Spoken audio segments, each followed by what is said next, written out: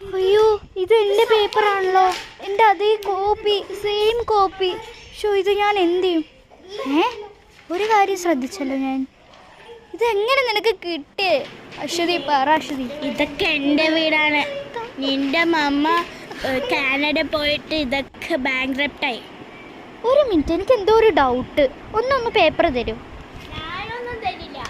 ഒന്ന് താ അശ്വതി.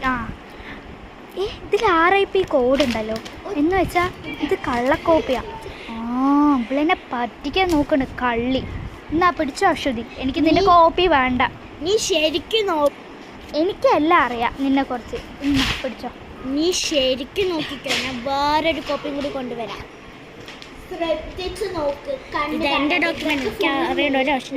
എനിക്ക് ഡൗട്ട് ഉണ്ട്, ഞാൻ വേറൊരു കോപ്പി കൊണ്ടുവരാം.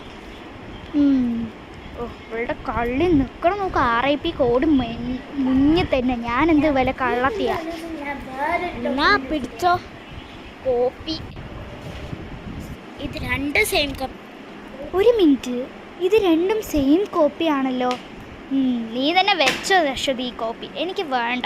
എനിക്കാകെ നീ ഒരു കോപ്പി മാത്രം തന്നാൽ മതി.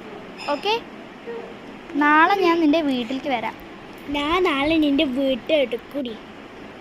അല്ല, ഇത് രണ്ടും ഒരേ സെയിം ആണ്. അപ്പോൾ എനിക്കൊരു ഐഡിയ അറിയാം.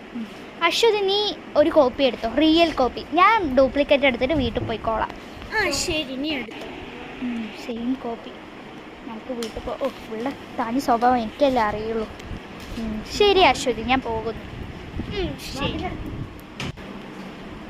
കൃഷ്ണ, അവൾക്ക് ആ കോപ്പി അറിയില്ലേ ഡ്യൂപ്ലിക്കേറ്റ് ആണെന്ന്. കൃഷ്ണ, അവൾക്ക് നല്ല ഓർമ്മയുണ്ട്. അവൾ എൻ്റെ ഫ്രണ്ട് ആയപ്പോൾ അവൾ എൻ്റെ ബെസ്റ്റ് ഫ്രണ്ടല്ല, ഫേക്ക് ഫ്രണ്ടായി മാറി. ഞാൻ നോക്കട്ടെ ഒന്ന്. നോക്കത്തെ റീലാണ്. നോക്കട്ടെ,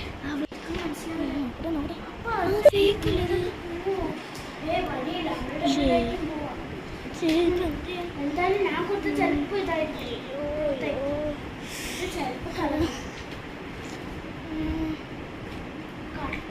ഒന്ന് കുടിക്കട്ടെ കുറച്ച്.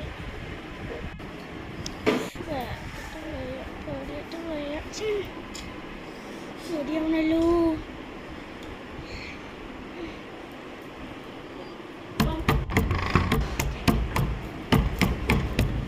ആരത്? നമസ്തേ ജി, ഞാൻ വന്നിട്ട് ദക്ഷ മാമിൻ്റെ അസിസ്റ്റൻ്റാണ് കേട്ടോ. ആണോ? ഞാൻ 1 കോടി രൂപ തരാം.